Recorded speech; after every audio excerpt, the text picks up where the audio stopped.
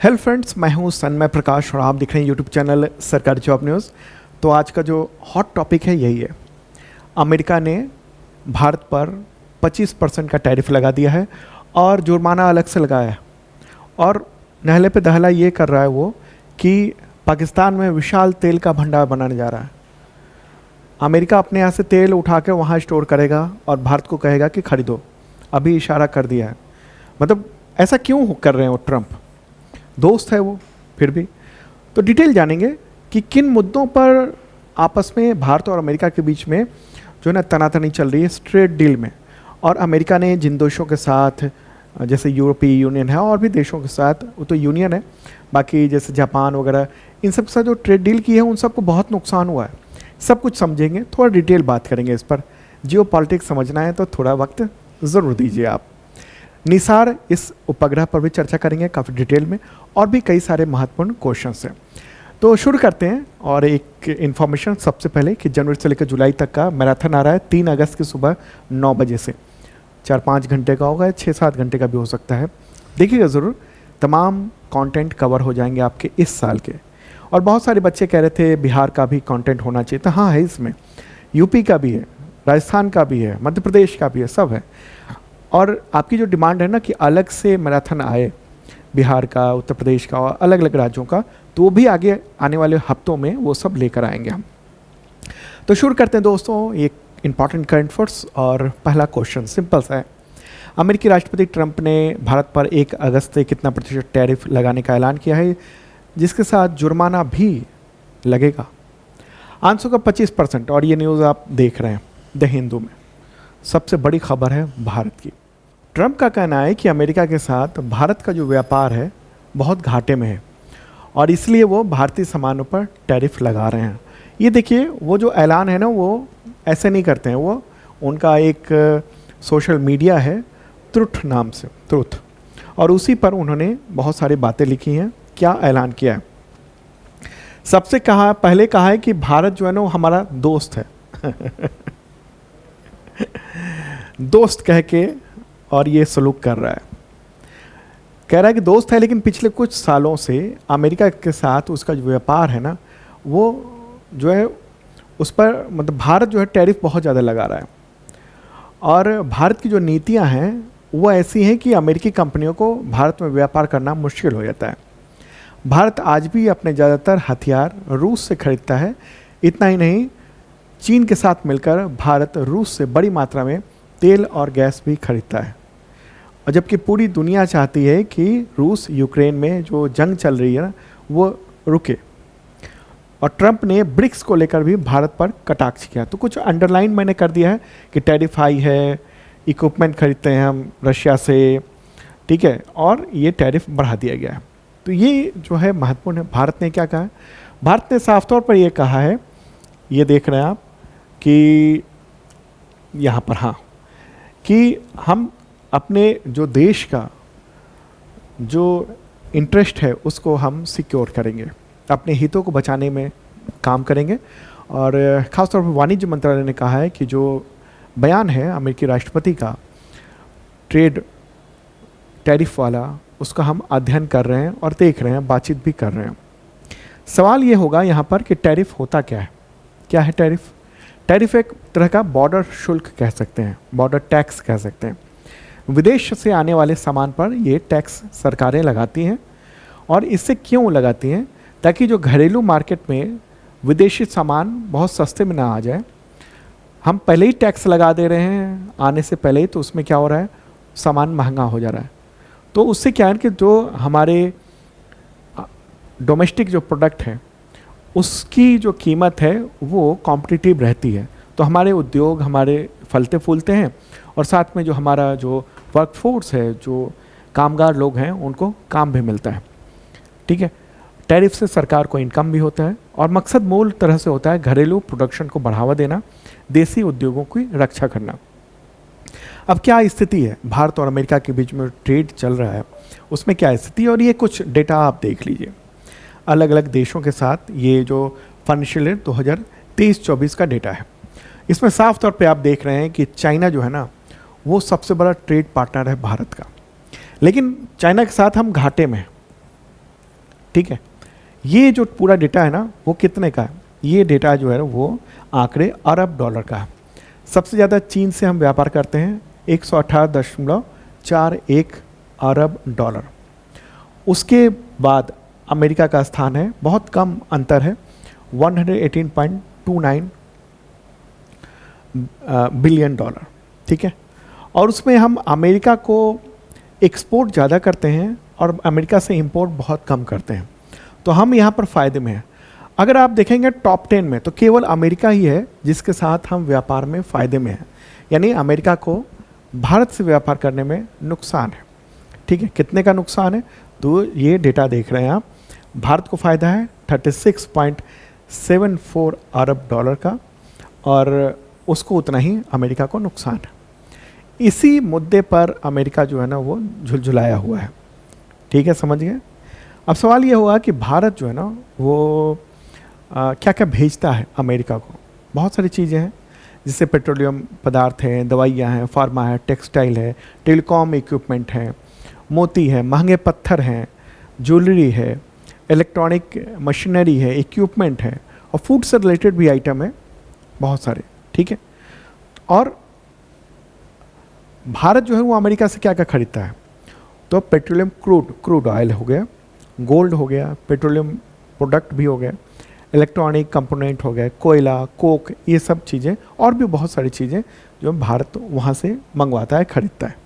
ठीक है, अगर हम देखेंगे कि जनवरी से मई के बीच में किस चीज़ का सबसे ज़्यादा हमने निर्यात किया है अमेरिका को, तो आप देख लिए इलेक्ट्रिकल मशीनरी का सबसे ज़्यादा निर्यात किया है। उसके बाद फिर फार्मास्यूटिकल्स देख रहे हैं, और जो मशीनरी है वो सब जो है ना वो हम लोग देख रहे हैं।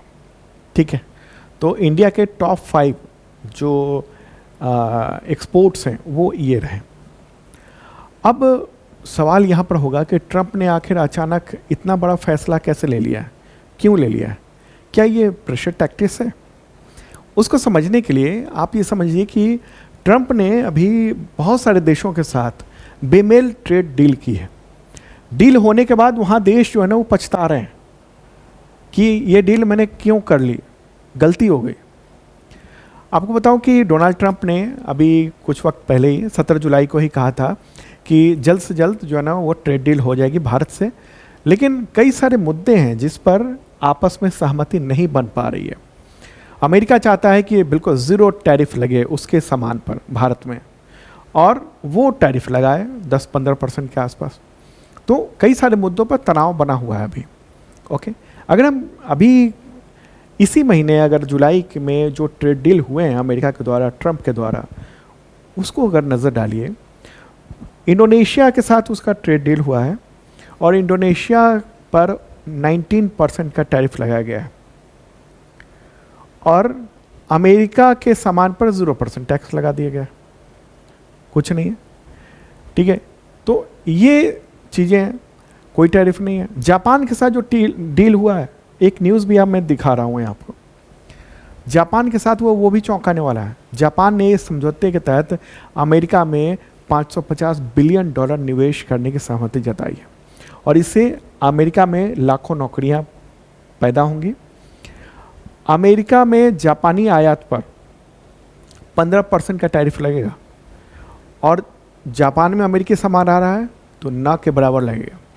तो विशेषज्ञों ने, जैसे द हिंदू में आप देख रहे हैं कि यूएस से ट्रेड डील को लेकर विशेषज्ञों ने चेताया है, भारत को वार्निंग दी है कि देखिए जापान, इंडोनेशिया, इन सब से लेसन लेना चाहिए कि क्या हो रहा है। और अभी हाल ही में तुरंत यूरोपीय यूनियन के साथ जो एग्रीमेंट हुआ है, और ये न्यूज़ क्लिपिंग्स देख रहे हैं, मैंने पूरा रिसर्च करके आपके लिए ये पूरा कंटेंट बनाया है। अब अभी जो डील हुई है ना, किसके साथ? यूरोपीय यूनियन की चेयरपर्सन है Ursula von der Leyen, trade deal हुई है, और इस डील के अनुसार अमेरिकी सामान पर यूरोप में कोई टैक्स नहीं लगेगा, लेकिन यूरोपीय यूनियन के देश अगर सामान भेजते हैं ना अमेरिका को, तो 15% टैक्स लगेगा, टैरिफ लगेगा। और एक खास बात है कि यूरोपीय यूनियन ने ये कह दिया है कि अमेरिकी ऊर्जा में वो $750 अरब का निवेश करेगा। कुछ चीज़ें हैं जिन पर जो है ना वो टैक्स की रियायत दी गई हैं यूरोप के देशों के लिए, लेकिन बहुत सारी चीज़ों पर टैरिफ बहुत ज़्यादा है। ठीक है, तो ये जो टैरिफ लगा हुआ है ना वो बहुत ही अनबैलेंस्ड है। और इस डील के बाद यूरोपीय यूनियन ने जब डील कर दी, उसके बाद देखिए जो बयान है वो, ये सारे बयान आपको समझने चाहिए। फ्रांस के जो पीएम है, प्राइम मिनिस्टर है फ्रांसवा बायरू, वो बहुत नाराज़ हैं। उन्होंने कहा है कि ये काला दिन था जो अमेरिका के साथ ट्रेड डील हुआ है। ठीक है, ये तो आप देख रहे हैं। इसके अलावा जर्मनी ये कह रहा है कि हमारे सारे हितों को बेच दिया गया है। अब एक बार एग्रीमेंट हो गया तो वापस तो ले नहीं सकते। ऐसे में तमाम यूरोपीय देश पछता रहे हैं और भारत अभी बिल्कुल सतर्क है कि भारत को पछतावा न करना पड़े। तो भारत जो है ना वो इस तरह के डील जो यूरोपीय यूनियन अमेरिका के बीच में हुआ, इंडोनेशिया अमेरिका के बीच में हुआ, जापान अमेरिका के बीच में हुआ, इस तरह के जो ट्रेड डील है उससे बचना चाह रहा है। और इसी वजह से भारत अमेरिका के बीच में जो ट्रेड डील है उसमें बहुत देरी हो रही है। भारत की ये कोशिश है कि लेबर इंटेंसिव जो इंडस्ट्री है, जैसे लेदर है, हीरे जवाहरात हैं, एग्रीकल्चर है, इसके अलावा डेयरी है, इन सब में जो बड़े पैमाने पर लेबर लगा हुआ है, भारत में आबादी ज़्यादा है तो भारत में काम भी ज़्यादा चाहिए। तो भारत ये चाहता है कि जो लेबर इंडस्ट्री है बड़ी बड़ी, तो उन सामानों पर अमेरिका जो है ना वो टैरिफ कम लगाए, मतलब भारत से सामान जाए वहाँ पर तो टैरिफ कम लगे। ठीक है, ताकि दूसरे देशों के साथ भारत के सामान की प्रतिस्पर्धा हो सके, भारत के सामान की कीमत सही रहे। ठीक है, डेयरी प्रोडक्ट को लेकर बहुत ज़्यादा तनाव चल रहा है, भारत और अमेरिका के बीच में तकरार चल रही है। दरअसल ये न्यूज़ देखिए आप, नॉन वेज मिल्क, ये सुन के लग रहा है आपको क्या है मामला नॉन वेज मिल्क का। दरअसल अमेरिका में जो मवेशी है ना, जो गाय है, उन सबको चारे के तौर पर एनिमल मीट खिलाया जाता है। जो उसका फूड आइटम है ना, उसमें मीट को प्रोसेस करके उसको डाला जाता है। ऐसे में मवेशी जो दूध देते हैं उनको चर्चाओं में नॉनवेज मिल्क कह दिया जाता है। और भारत इस दूध को लेकर जीरो टैरिफ, मतलब अमेरिका कह रहा है कि ज़ीरो टैरिफ लगाओ, हम वहाँ से दूध भेज रहे हैं यहाँ पर। तो भारत इसकी अनुमति देना नहीं चाहता है। अगर अनुमति दे दिया तो भारत के जो पशुपालक हैं, भारत की जो डेयरी इंडस्ट्री है, उसकी कमर तोड़ने के समान हो जाएगी, बर्बादी के समान हो जाएगी। तो ये सब न्यूज़ में आप देख रहे हैं यहाँ पर। ट्रंप ने 1 अगस्त से कह दिया है कि 25% हम टैरिफ लगा रहे हैं। तो विशेषज्ञ ये कह रहे हैं कि ये प्रेशर टैक्टिक्स है, ताकि भारत के नेगोशिएटर जो है ना वो घबरा जाएं और डील कर लें। अगर आप देखेंगे इलेक्ट्रॉनिक सामान को लेकर, ये न्यूज़ देखिए आप, क्या है, अमेरिका में जो स्मार्टफोन बिक रहा है ना, अगर 3 स्मार्टफोन बिक रहा है तो उनमें से 1 स्मार्टफोन जो है ना वो भारत में बना हुआ है और हम चाइना को रिप्लेस करते जा रहे हैं। ये बातें जो है ना वो अमेरिका की आंखों में कांटा बन गया है। ये मोबाइल फ़ोन अमेरिका में बिकने वाले 3 में से 1 फ़ोन भारत के निर्यात हैं। तो भारत बड़ा निर्यातक बन गया है और उसको, ट्रंप को इससे चिढ़ है। हो सकता है इस बात को लेकर भी मामला अटका हो, क्योंकि चीन ने फ़ोन के, मतलब ये जो फ़ोन भारत में असेंबल हो रहे हैं, एक्चुअल में चीन में बन रहा है, उसके सारे प्रोडक्ट चीन में बन रहे हैं, भारत में केवल असेंबल हो रहा है उस सब पार्ट्स को, और उस पर मेड इन इंडिया का मुहर लगा दिया जा रहा है। मोबाइल वाला जो मामला है वो वियतनाम के साथ हुआ। वियतनाम भी यही काम कर रहा था कि प्रोडक्ट मंगवाया चीन से और वहाँ असेंबल किया, मुहर मारा मेड इन वियतनाम, और अमेरिका को भेज दिया। तो कह दिया उसने कि अगर अमेरिकी सामान को असेंबल करके भेजा गया तो 40% का टैरिफ लगेगा। अब इतनी बात हो गई वियतनाम के साथ, अब भारत के साथ भी इसी तरह के ट्रेड डील वो करने की कोशिश कर रहा है। तो अगस्त के लास्ट वीक में ट्रेड डील के लिए अमेरिकी प्रतिनिधिमंडल भारत आने वाला है। ठीक है, अब एक और मुद्दा ये है यहाँ पर कि ये पेनल्टी वाला, कि वो पेनल्टी भी लगा रहा है 25% के अलावा। तो ये जो जुर्माना है ना वो 2 वजहों से लगाया है, उसने बताया ट्रंप ने। पहला कि रूस से जो सैन्य उपकरण है उसकी आपूर्ति भारत करता है बड़े पैमाने पर। दूसरी बात कि कच्चा तेल आयात करता है। एक और मुद्दा कि ब्रिक्स में भारत की जो भूमिका है ना उभरती हुई है। तो ट्रंप ने जनवरी में ही कहा था, जब वो राष्ट्रपति बन रहे थे ना, उसी वक्त शपथ लेने के समय, कि राष्ट्रपति बनते ही रूस और यूक्रेन का जो युद्ध है वो रोक दिया जाएगा। लेकिन इतने महीने हो गए हैं, अब तक तो ऐसा हुआ नहीं है। तो अब इन दोनों के बीच में जो युद्ध चल रहा है रूस और यूक्रेन के बीच में, तो एक नाकाम राष्ट्रपति के तौर पर देखा जा रहा है पुतिन को, जो ये युद्ध नहीं रुकवा पाया। तो पुतिन के सामने ट्रंप की कुछ चल नहीं रही है और अमेरिकी वोटर्स का दबाव है। एक और बात कि अमेरिका चाहता है कि भारत जो है ना रूस से मिलिट्री इक्विपमेंट खरीदना एकदम कम कर दे या बंद ही कर दे। ओके, वो ये चाह रहा है कि बंद ही कर दे। तो भारत के लिए ये समस्या है कि पाकिस्तान के पास भी तो अमेरिकी मिलिट्री इक्विपमेंट है, अमेरिका से वो खरीदता है। ऐसे में भारत के लिए पूरी तरह से अमेरिका पर निर्भर होना सही नहीं होगा ना। एक खबर दिखाना चाहता हूँ, ये जो बालाकोट पर भारत ने एयर स्ट्राइक किया था ना, कब की बात है, 2019 की। तब पाकिस्तान ने F-16 विमानों का इस्तेमाल कर दिया था भारत के खिलाफ। तो उस वक्त अमेरिका ने सोकज नोटिस जारी किया, जो खबरें हैं कि बिना अनुमति के हमसे भारत पर इस फाइटर जेट का इस्तेमाल क्यों कर लिया भाई, ऐसे कैसे। मतलब कि एक तो हम या कोई भी देश जो है ना अमेरिका से पैसे देकर अमेरिका को और उससे विमान खरीदे फाइटर जेट, और उसका जब इस्तेमाल करना हो, जब युद्ध हो, जब दुश्मन सामने आ रहा हो, तो उसके इस्तेमाल के लिए भी उससे परमिशन ले। तो ये भारत की सुरक्षा के लिए सही नहीं है ना। भारत अमेरिकी इक्विपमेंट ले रहा है, बहुत सारी चीज़ें, हेलीकॉप्टर देख लीजिए लिया है, इसके अलावा जो ट्रांसपोर्ट एयरक्राफ्ट है बहुत सारे वो अमेरिकी वो भारत इस्तेमाल कर रहा है, और बहुत सारी चीज़ें, निगरानी विमान है वो सब इस्तेमाल कर रहा है। लेकिन पूरी तरह से अमेरिका पर डिपेंडेंट हो जाना वो सही नहीं होगा ना। अमेरिका चाह रहा है कि F-35 जो विमान है वो खरीद ले भारत बड़े पैमाने पर। भारत को ज़रूरत भी है, अभी वो चल रही है कि हम रूस से लें उसका, या फिर हम अमेरिका से लें। उस पर वायुसेना में अभी बातचीत चल रही है, वायुसेना में ये डिस्कशन चल रहा है। तो वहाँ का जो, अगर हम मिलिट्री इक्विपमेंट ले लेते हैं तो फिर उसके अनुसार उसके हार्डवेयर लेने के लिए उसी पर डिपेंडेंट रहना पड़ेगा। ओके, इसके अलावा उसके जो मरम्मत का काम है, मेंटेनेंस का काम है, इन सब पर बहुत सारी वो दिक्कतें हैं। इसके अलावा ऑयल का मामला जो देख रहे हैं आप, ट्रंप कहता है कि तेल वो वहाँ से ना लें।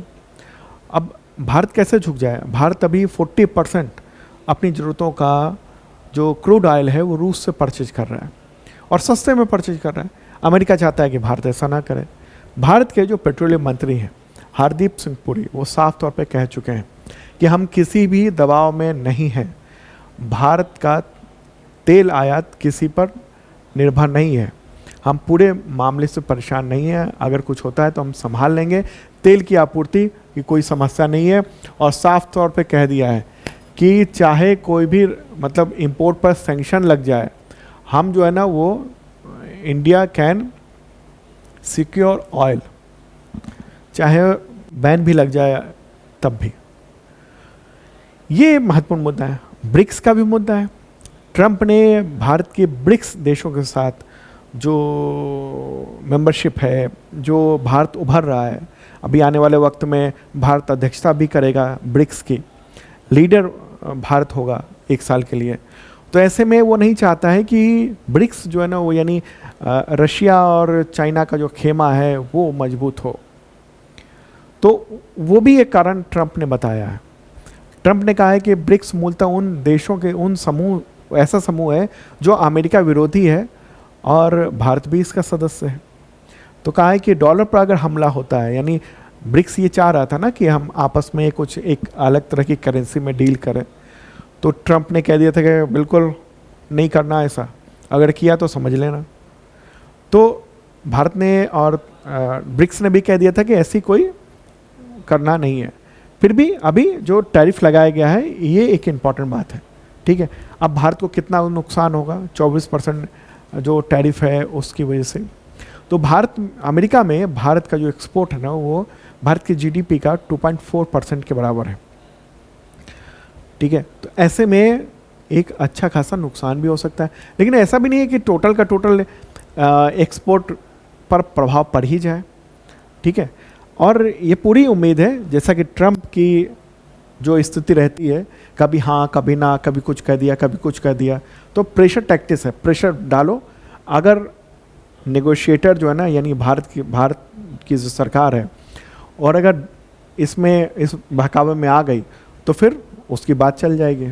ओके, तो ये एक इम्पॉर्टेंट बात रही जो समझा आपने पूरे मुद्दे पर। पूरा पीडीएफ मैंने दिया है इस वीडियो के डिस्क्रिप्शन में, ठीक है। अगला क्वेश्चन भी बहुत महत्वपूर्ण है कि किस पड़ोसी देश के साथ विशाल तेल भंडार विकसित कर रहा है, इसके बारे में चर्चा करते हैं। उससे पहले आपसे रिक्वेस्ट है, अगर आपने अब तक इस चैनल को सब्सक्राइब नहीं किया तो ज़रूर कर लेना, और बेल आइकन में ना जब क्लिक करते हैं तो ऑल का बटन दबाएंगे तो नोटिफिकेशन सारे आपको मिलने लगेंगे, जो इंपॉर्टेंट करंट अफेयर्स है उन सब के। और हमारा शार्प लर्निंग ऐप है जिस पर बहुत सारे कंटेंट होते हैं। आज का जो ये करंट अफेयर्स है उसका डिटेल पीडीएफ वो आपको वहाँ मिल जाएगा शार्प लर्निंग ऐप पर, वहाँ फ्री कंटेंट है उस जगह पर। इस वीडियो के डिस्क्रिप्शन में भी मैंने दे दिया है लिंक, ठीक है। और अगर आप लंबी तैयारी करना चाहते हैं ना करंट अफेयर्स की, तो वो ज्वाइन कर सकते हैं। ISPCS मेंबरशिप है जो कि यूपीएससी, स्टेट PCS इन सब के लेवल का है, और दूसरा बेसिक मेंबरशिप है जो तमाम SSC, रेलवे, टीचर इन सब के लेवल का कंटेंट मिलता है। इसमें पिछले 2 सालों के आपको कंटेंट मिल जाते हैं, अगले 365 दिनों तक कंटेंट मिलता है करंट अफेयर्स का, टेस्ट, PDF, वीडियो, ये सब कुछ। PDF कई तरीके के होते हैं, 1 लाइनर, MCQ नोट्स होता है, वीडियो के लिंक भी होते हैं, जैसे विजुअली ये सब चीज़ें समझना चाह रहे थे तो उस PDF को पढ़ते समय क्लिक करेंगे लिंक पर और ये वीडियो ओपन हो जाएगा वहीं से, ठीक है। ये PDF weekly, monthly, quarterly, yearly होता है, बहुत इंपॉर्टेंट है, ज्वाइन कर सकते हैं आप शार्प लर्निंग ऐप पर। एक और इन्फॉर्मेशन की 72वीं BPSC के लिए फुल बैच यानी प्री, मेंस और इंटरव्यू टोटल फाउंडेशन बैच, ये क्लासेस 11 अगस्त से शुरू हो रही हैं। बहुत सारे एडमिशन हो चुके हैं, तो ज्वाइन कर सकते हैं आप। अगर आप ज्वाइन करना चाहते हैं, तैयारी करना चाहते हैं, तो शानदार टीम है हमारी, और ये व्हाट्सएप नंबर है, यहाँ भी आप कांटेक्ट कर सकते हैं।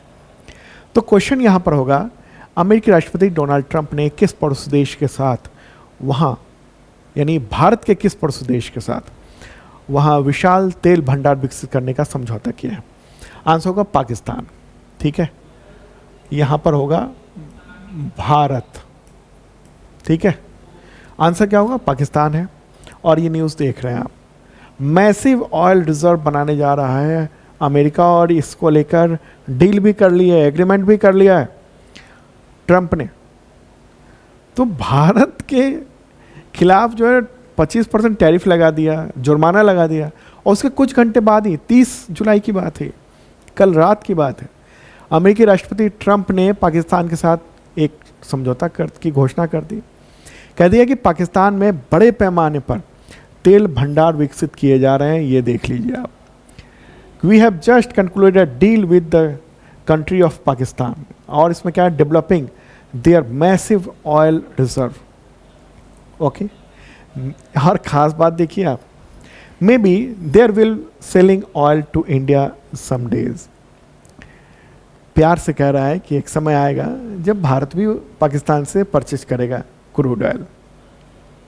अब होगा क्या, ये जो क्रूड ऑयल है ना, जो अमेरिका अभी बड़े पैमाने पर निकाल रहा है, वो क्रूड ऑयल वहाँ से लाकर बड़े पैमाने पर रिजर्व बनाएगा यहाँ पाकिस्तान में, और पाकिस्तान में रख के कहेगा कि भारत तुम खरीदो, और आसपास के जो ज़रूरतमंद देश हैं उनको कहेगा कि तुम यहीं से खरीदो, ये मेरा तेल है, हम लेके आ रहे हैं, और इसमें सारा कॉस्ट जुड़ा हुआ है वहाँ से लाने का वगैरह वगैरह, तुमको तुरंत दे देंगे हम ये ऑयल।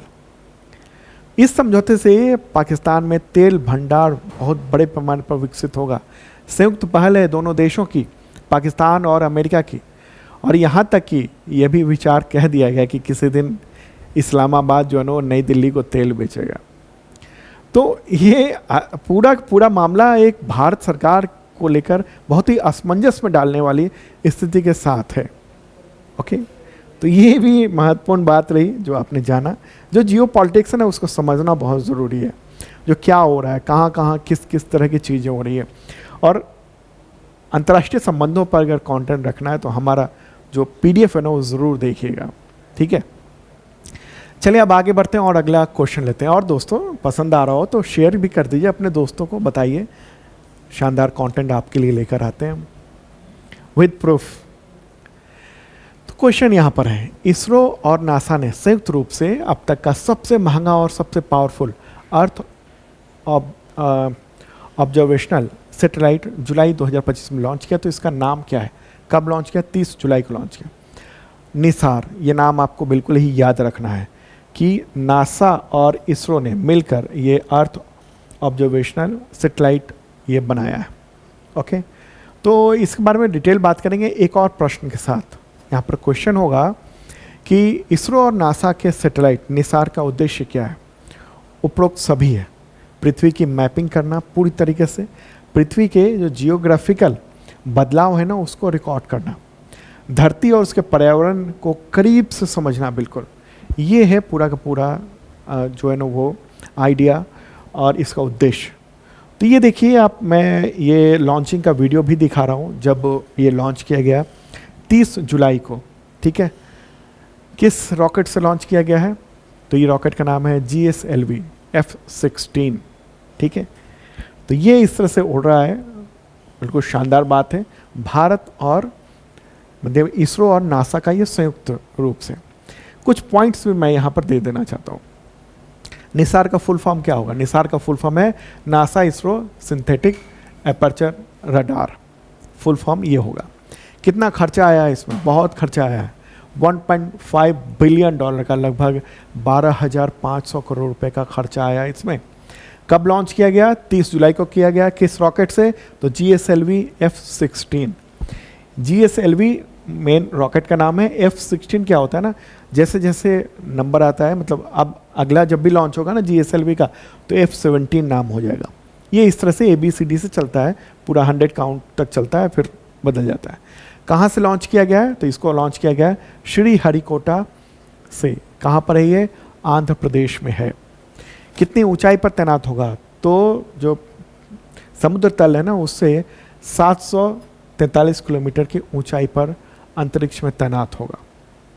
ओके, तो ये पोलर ऑर्बिट में ये चक्कर लगाएगा। पोलर ऑर्बिट एक ऐसी कक्षा है जिसमें ये सैटेलाइट धरती के ध्रुवों से के ऊपर से गुजरता है, धरती के ध्रुव के ऊपर से गुजरता है। ठीक है, इस मिशन की अवधि कितनी है? 5 साल तक ये सैटेलाइट काम करेगा। और अभी जब लॉन्च कर दिया गया ना 30 जुलाई को, तो लॉन्च तो कर दिए गए, इसमें अभी टाइम लगेगा पूरी तरह से एक्टिव होने में। ठीक है, करीब 60 या 90 दिन के आसपास के वक्त लगेगा। ओके, और ये सैटेलाइट जो ना वो 97 मिनट में पृथ्वी का एक चक्कर लगा लेगा और 12 दिन में 1173 बार चक्कर लगाकर पृथ्वी की लगभग हर इंच ज़मीन को मैप कर लेगा। और इसके पास बादल, चाहे घने जंगल हो, धुआं हो, चाहे अंधेरा हो, उसको हर चीज़ देखने की पूरी क्षमता है इसमें। ठीक है, क्योंकि ये सिंथेटिक एपर्चर रडार है ये एक तरह का। तो धरती पर जो भी बदलाव हो रहे हैं ज्योग्राफिकल, उन सब बदलावों को देख सकता है और ये बता सकता है। जैसे कि कहीं समुद्र गर्म हो रहा है, कहीं ग्लेशियर कम हो रहे हैं। ठीक है, कहीं मतलब पूरे जियोग्राफिकल जो भी चीज़ें हो रही हैं वो सब कुछ यहाँ पता चल जाएंगे। मुख्य तौर पर मकसद यही है कि धरती और उसका जो पर्यावरण है उसको करीब से समझना। ठीक है, तो ज़मीन और बर्फ़ में बदलाव क्या हो रहा है, ग्लेशियर्स में कितना बदलाव हो रहा है, ज़मीन कहाँ धंस रही है, बर्फ़ पिघल रहा है कहाँ पर, ये सब कुछ नज़र रखेगा। ज़मीन के जो पारिस्थितिकीय तंत्र है, इकोलॉजिकल सिस्टम है, जंगल, खेत, दूसरी जो प्राकृतिक जगह है, उन सब को मॉनिटर करेगा। ये समझा जा सकेगा कि पर्यावरण कैसा है, समुद्री क्षेत्र में उसमें बदलाव कैसे हो रहे हैं, उसके तल पे बदलाव कैसे हो रहे हैं, उसके नीचे कैसे बदलाव हो रहे हैं। ठीक है, तो ये जो उपग्रह सिस्टम है वो सब कुछ मतलब पृथ्वी की बहुत ही चीज़ों को पता लगा सकेगा। और ये पारंपरिक जो सैटेलाइट है उससे काफ़ी अलग है। ठीक है, क्योंकि पृथ्वी में जो बदलाव हो रहे हैं उसको पूरी तरह से ये ट्रैक कर पाएगा, जो बाकी सैटेलाइट नहीं कर पाते हैं, छोटी छोटी चीज़ों को। और ये जो डेटा है ना इसका, ये डेटा तमाम दुनिया को बताया जाएगा, दिखाया जाएगा। ठीक है, तो ये एक इम्पॉर्टेंट बात रही। अच्छा, ये भी सवाल हो सकता है कि ये किस तरह के बैंड पर काम करेगा इसका रडार। तो 2 तरह का रडार है, नासा की ओर से एल बैंड रडार है और इसरो की ओर से एस बैंड रडार का इस्तेमाल किया गया है।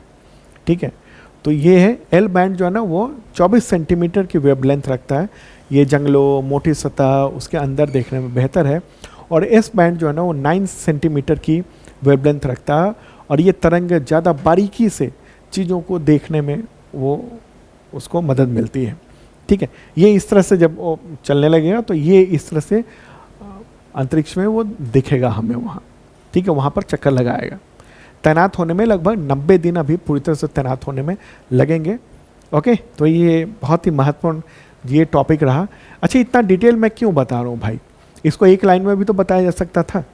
डिटेल क्यों? क्योंकि जो आपके एग्जामिनेशन में क्वेश्चन आते हैं ना वो सिर्फ एक लाइन में नहीं आएगा कि ये सैटेलाइट जो है उद्देश्य क्या बता दो। इसमें बहुत कुछ अंदर से पूछा जा सकता है। जैसे जो मैंने जो इसके रडार, अपर्चर रडार है उसके बारे में जो मैंने बताया कि 2 तरह के बैंड हैं इसमें। ठीक है, कितना वक्त लगेगा, क्या क्या चीज़ों को देखेगा, तो उसमें से बहुत सारे आयाम हैं, बहुत सारे क्वेश्चन बन सकते हैं। जितना मैंने बताया उसी से करीब 20 प्रश्न बन जाएंगे। तो जब तक आप पूरी चीज़ों को समझेंगे नहीं तो फिर एग्जामिनेशन में जवाब कैसे दे पाएंगे? समझना जरूरी है ना। चलिए अब आगे बढ़ते हैं और अगला क्वेश्चन लेंगे हम लोग, महत्वपूर्ण क्वेश्चन। विश्व रेंजर दिवस कब मनाया जाता है? तो है 31 जुलाई को। रेंजर कौन होते हैं? जो प्राकृतिक और सांस्कृतिक जो विरासत है उसकी रक्षा करते हैं ना, उसको रेंजर कहा जाता है। प्रकृति की रक्षा करना, जैसे जंगल में रेंजर तैनात किए जाते हैं जो वन संपदा, जानवरों की रक्षा करते हैं। ओके, अगला क्वेश्चन, भारत का पहला AI आधारित सड़क सुरक्षा पायलट प्रोजेक्ट किस राज्य में शुरू हुआ है? आंसर होगा उत्तर प्रदेश में। भारत सरकार के सड़क परिवहन और राजमार्ग मंत्रालय ने इस परियोजना को औपचारिक रूप से अनापत्ति यानी NOC जो है ना वो दे दिया है। तो इसमें क्या होगा, सड़क दुर्घटनाएं जो हो रही हैं उसके पीछे जो तकनीकी गड़बड़ियाँ हैं इन सब का तुरंत पता लगाया जा सकेगा AI के ज़रिए। ठीक है, तो ये एक इम्पॉर्टेंट बात है।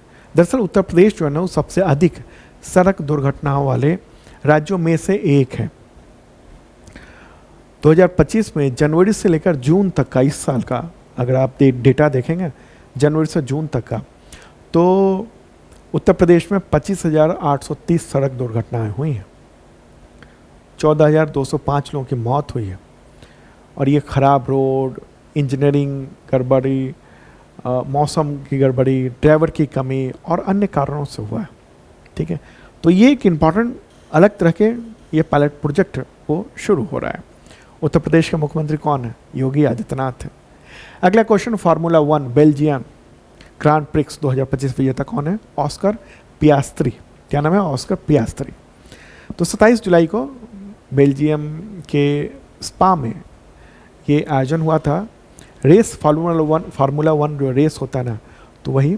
तो ऑस्ट्रेलिया के जो ड्राइवर हैं ऑस्कर पियास्त्री, तो उन्होंने ये जीत हासिल की है। अगला क्वेश्चन, FISU का फुल फॉर्म क्या होता है? उसका फुल फॉर्म होता है इंटरनेशनल यूनिवर्सिटी स्पोर्ट्स फेडरेशन। ठीक है, तो FISU वर्ल्ड यूनिवर्सिटी गेम्स 2025 में भारत ने 2 गोल्ड सहित कितने पदक प्राप्त कर 20वां स्थान प्राप्त किया है? आंसर होगा इसका 2 गोल्ड, 5 सिल्वर और 5 ब्रॉन्ज, टोटल हो जाते हैं 12। और ये न्यूज़ देख रहे हैं आप इंडियन एक्सप्रेस में।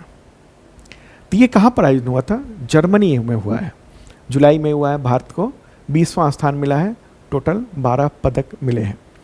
पहले स्थान पर जो है ना वो जापान रहा है, 79 मेडल उसने प्राप्त किए थे। और विजेताओं की लिस्ट देख लीजिए आप। ठीक है, अब इसमें जो गोल्ड मेडल है ना उसको तो देख लीजिएगा, एक गोल्ड ये रहा, एक गोल्ड ये रहा। ओके, तो ये जैसे साहिल राजेश यादव जो तीरंदाजी में आर्ची में, तो वो पुरुषों के कंपाउंड व्यक्तिगत स्वर्ण पदक जीता। और मिक्स टीम जो है ना उसमें स्वर्ण पदक जीता गया टीम भारत में। बाकी रजत पदक और कांस्य पदक ये डेटा देख रहे हैं, देख लीजिएगा। क्वेश्चन वैसे स्वर्ण से ज़्यादा पूछे जाते हैं। PDF में मैंने काफ़ी कुछ दिया हुआ है। चले आगे बढ़ते हैं, अगला क्वेश्चन लेते हैं। ये 57वें यानी 57th इंटरनेशनल केमिस्ट्री ओलंपियाड, उसमें भारत कितने मेडल जीतकर छठे स्थान पर आया, 6th। आंसर होगा 2 गोल्ड और 2 सिल्वर, यानी ए और बी दोनों होगा, डी सही आंसर हो गया। ओके, और ये न्यूज़ देख रहे हैं मेरे बगल में, इंडिया ने 2 गोल्ड 2 सिल्वर जीता है इसमें, ओके, ओलंपियाड में। अब विजेता कौन कौन है, किन किन ने जीता है? गोल्ड मेडल जो विजेता है ना, महाराष्ट्र के जलगांव निवासी देवेश पंकज भैया और तेलंगाना के हैदराबाद निवासी संदीप कूची हैं। और सिल्वर मेडल जो प्राप्त किया है ओडिशा के भुवनेश्वर निवासी देवदत्त प्रियदर्शी और नई दिल्ली के उज्जवल केसरी, ये जो है ना वो मेडल विजेता हैं। और ये बहुत ही इम्पॉर्टेंट है, ये ऐसे ही नहीं चले जाते हैं, अब पूरी चयन किया जाता है। और ये जो सिलेक्शन है ना, कौन जाएगा भारत का प्रतिनिधित्व करेगा, वो Tata institute of fundamental research उसके तहत, और उसके इसके अलावा एक और होमी भाभा विज्ञान शिक्षा केंद्र, तो इन सब के द्वारा मिलकर किया जाता है। तो ये अच्छी बात है, गोल्ड जीता भारत ने। अगला क्वेश्चन, किस भारतीय खिलाड़ी ने 29th एशियाई युवा टेबल टेनिस चैंपियनशिप में अंडर 15 बालिकाओं के एकल में गोल्ड मेडल जीत लिया? दिव्यांशी भौमिक नाम है इनका, और ये न्यूज़ भी आप देख रहे हैं टेबल टेनिस में। 14 साल की हैं मात्र, अंडर 15 कैटेगरी में वो खेल रही थी, और चीन की झू की हुई उसको हराकर दिव्यांशी ने यह खिताब जीत लिया है। ठीक है, और ख़ास बात है कि 36 ईयर के बाद किसी भारतीय खिलाड़ी ने इसमें गोल्ड मेडल जीता है। ठीक है, तो इस गोल्ड के साथ ही जो है ना वो भारत ने एक रजत और एक कांस्य पदक भी अपने नाम किया है। ओके, तो दोस्तों ये था इंपॉर्टेंट करंट अफेयर्स आप सबके एग्जामिनेशंस के लिए। कल फिर मिलेंगे ताज़ा तरीन कंटेंट के साथ। अब डेली करंट अफेयर्स आता है, और डेली आप देखिए, अपने जो ज्ञान है उसको बेहतर कीजिए। बड़ी मेहनत लगती है इस पूरे कंटेंट को आप तक पहुंचाने में, पूरी टीम है हमारी, और मैं प्रेजेंट तो करता ही हूँ। ओके, तो मिलते हैं कल, और हाँ 3 अगस्त की सुबह 9 बजे मैराथन वीडियो ज़रूर देखिएगा। Okay, bye.